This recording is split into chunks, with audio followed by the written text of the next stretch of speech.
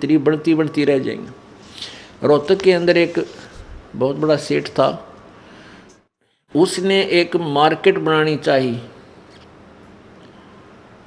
Market उसका अपना पुराना सा कुछ स्थान था, उसको फोड़ फाड़ के एक मार्केट बनानी शुरू की। जैसे वहाँ काफ़ी मार्केट बन जाती, ऊपर नीचे उसमें दुकानें निकालने लगा। और उसकी कितनी तमन्नाएं थी। कहते वहाँ वो अधिक बनी थी और शाम के समय उन मजदूरों को उनकी मजदूरी का हिसाब करके और स्वयं वह टूटी चाल रही थी, गर्मियाँ के दिन थे, उसके नीचे बैठ कर नहाने लग गया। अब स्नान करते करते हार्ट अटैक हो गया और वहीं पर नहीं हो गया। तो परमात्मा कहते हैं अरे तेरा गजब हुई। ठीक है वो तो दिन आना था, पर जो कुछ और भी करने के लिए संदेश दिया मालिक ने 100 बार, वो क्यों नहीं किया। अब वो ना वह कोई वो कोई और प्रयोग करेगा, उसका तो काम नहीं आई। ठीक है भक्ति भी करता रहता और वो जो भी काम था उसको भी साथ लगा रहता, दोनों काम करता। वो कब करता जब पूर्ण संत की देखो, अधूरे संत नकली संतों से भी लाभ नहीं होता और गलत साधना से भी जीव सफल नहीं हो सकता, जीवन सफल नहीं हो सकता, ना भक्ति सफल हो सकती। तो पुण्यात्माओं, भक्ति मार्ग के अंदर वर्तमान में पूरा विश्व बिल्कुल बालक जैसा है, चाहे वो संत कलाम हैं, चाहे मैं ऋषि की पदवी पा रहे हैं बोली आत्माओं में, और चाहे वो मंडलेश्वर कहलाते हैं, जगत गुरु की पदवी आप पर लिखवा रहे हैं। किसी को भी ABC कह भी नहीं पता भक्ति मार्ग का। इस बात को सुनकर प्रत्येक आदमी जो प्रथम बार सुनता है इस दास के इन वचनों को, वो मन में बहुत से दोष पैदा कर लेता है। वो सोचता है कि ये अपने आप को पता नहीं क्या समझता है, बड़ा अभिमानी है, अपने आप को रामपाल पता नहीं क्या बनाए बैठा है। नहीं, इस दास का ना तो यो कोई खानदानी प्रोफेशन था, भाई हमारे दादे परदादे इसे काम पर लग रहे थे। नहीं, एक किसान परिवार में जन्म था इस दास का, और 2 रोटी परमात्मा ने बढ़िया दे रखी थी, जूनियर इंजीनियर की नौकरी थी। परमात्मा ने ना जाने किस प्रकार अनहोनी की है, या इस दास को वो खजाना दे दिया जिसकी पूरे विश्व को आवश्यकता है। और इसके अतिरिक्त कोई अल्टरनेट नहीं, जीव सुखी हो जाए या वो कोई धनवान हो सके, कोई तरीका नहीं। हाँ, बेईमाना, चोरी, ठगी, ये तरीके समाज ने अपना लिए हैं धनी होने के, लेकिन इनसे कभी धनी नहीं हो सकता, ना शांति हो सकती। तो उस शांति को प्राप्त करने के लिए जैसा कि प्रसंग चल रहा था कि न तो गीता ज्ञानदाता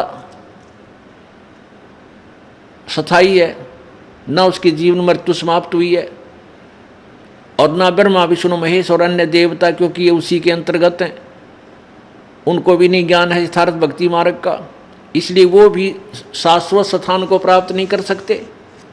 और इस दास को ज्ञान हुआ उस परम अक्षर ब्रह्म का, पूर्ण परमात्मा की भक्ति का।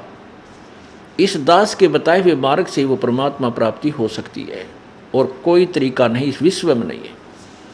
इसको चाहे अभिमान सोच लो या कति यथार्थ और सच्चाई मान लेना। हाँ, ये कुछ दिन के बाद आप फिर बाद में पश्चाताप किया करोगे कि सचमुच वो सत्य कहा करते थे। अब एक थोड़ी सी झलक आपको दिखाएंगे कि ब्रह्मा विष्णु महेश और देवताओं को कितना ज्ञान था, ऋषि और महर्षि को कितना ज्ञान था, और उनको उनका ज्ञान ऐसा है तो उनको समाधान, वो शाश्वत स्थान उनको मिला कैसे होगा, नहीं मिला होगा, इसलिए वो काल के जाल में रहे हैं और हैं। उसके लिए आपको एक छोटा सा प्रमाण देते हैं, श्री देवी भागवत महापुराण क्लियर कर देगी।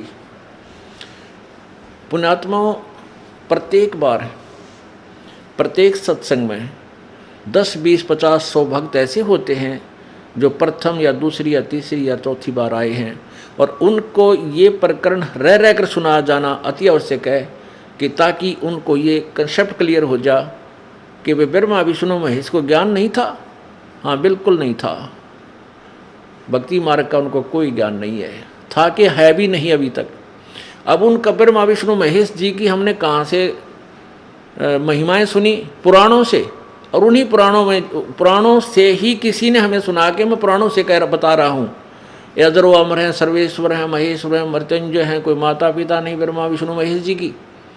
और आज उन्हीं पुराणों में हम आंखों पढ़ रहे हैं, उनमें लिखा है कि ये तो नासवान हैं, इनके माता पिता हैं, इनकी जन्म मृत्यु होती है और इनको भक्ति मार्ग का कोई ज्ञान नहीं था। ऋषि में ऋषियों और इन जगत गुरुओं को कहाँ से होगा जो उन्हीं की पूजा कर रहे हैं? ये अंडरस्टूड है, अपने आप समझा जा सकता है। उसके लिए देखिएगा श्रीमद् देवी भागवत। पहले तो ये देखिए कि ब्रह्मा विष्णु महेश अजर अमर हैं या नासवान हैं, ये दिखाते हैं श्रीमद् देवी भागवत। ये देखिएगा श्रीमद् देवी भागवत,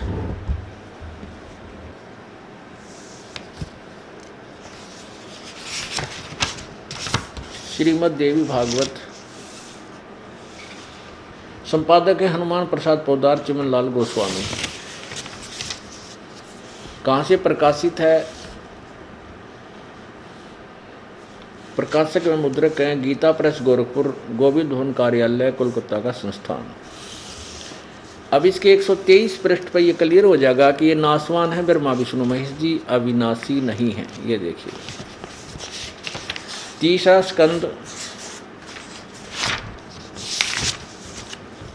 ये है स्कंद तीसरा और संक्षिप्त देवी भागवत।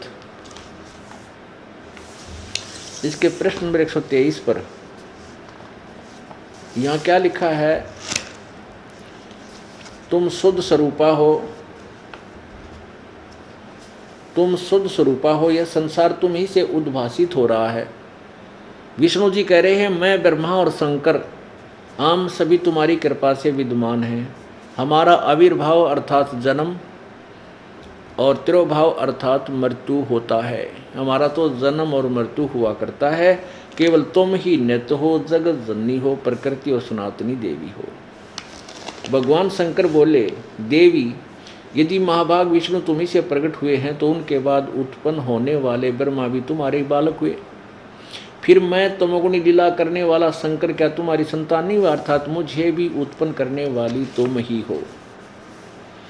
देवी संपूर्ण संसार की सृष्टि करने में तुम बड़ी चतुर हो। इस संसार की सृष्टि स्थिति और संहार में तुम्हारे गुण सदा समर्थ हैं। उन्हीं तीनों गुणों से उत्पन्न हम, शंकर जी कह रहे हम ब्रह्मा विष्णु एवं शंकर नियमानुसार कार्य में तत्पर रहते हैं। अब इस उल्लेख से श्रीमद् देवी भागवत यानी दुर्गा पुराण के इस 123 पृष्ठ यानी तीसरे स्कंद में ये स्पष्ट हो गया। इसने 3 कंसेप्ट क्लियर कर दिए। एक तो श्री ब्रह्मा विष्णु महेश जी की जन्म मृत्यु होती है, ये अविनाशी नहीं है। दूसरा ये हो गया कि रजगुण ब्रह्मा है, सतगुण विष्णु, तमगुण शिव जी। ये एक ये रजगुण है, ये गुण युक्त है। रजगुण ब्रह्मा, सतगुण विष्णु, तमगुण शिव जी, और ये दुर्गा से उत्पन्न हुए, दुर्गा के बेटे हैं।